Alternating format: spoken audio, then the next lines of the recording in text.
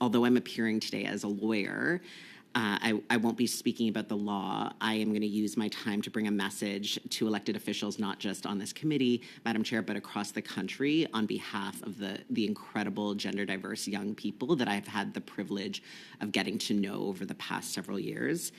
And that message is to please leave us alone. Let me explain. The gender diverse and trans population is exceedingly small.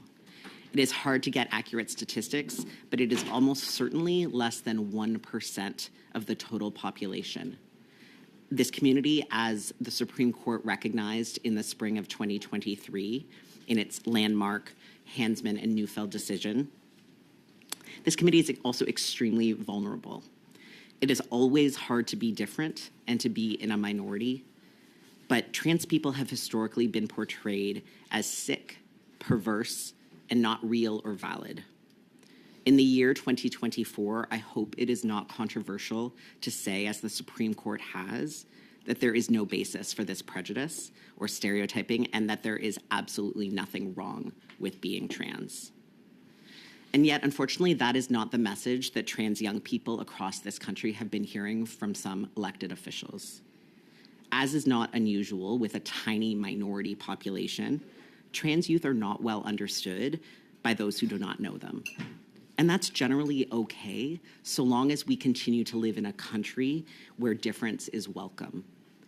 There's well-established and long-established social science and medical expertise on how best to meet the unique needs of trans young people. And so many parents of trans youth across the country are doing everything they can to create environments for their kids where they can grow and develop with support and acceptance.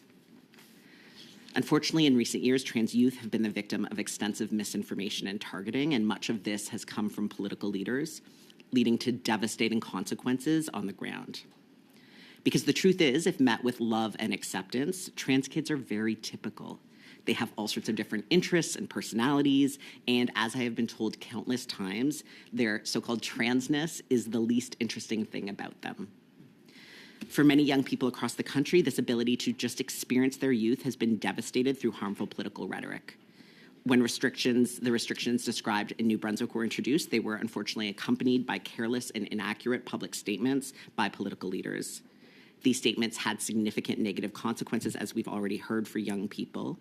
One parent told me how her son, who had been a happy-go-lucky young man, how she had to pick him up from a gas station across the street from school where he was hiding in the bathroom because he had been followed off campus at lunch multiple times, and how she had to spend night after night for weeks on end sitting at the end of his bed because she was scared he would not make it through the night.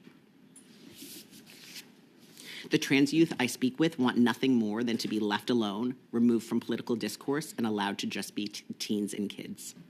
As elected officials, you have the power to change realities of children and youth across this country, yes, through legislation and policy, but also through your words. And I urge all elected officials in this country to use that power to create a country where all of us, especially children and youth, have the chance to live freely and belong, no matter their identity. Thank you, Madam Chair. Thank you, Mr. Jensen.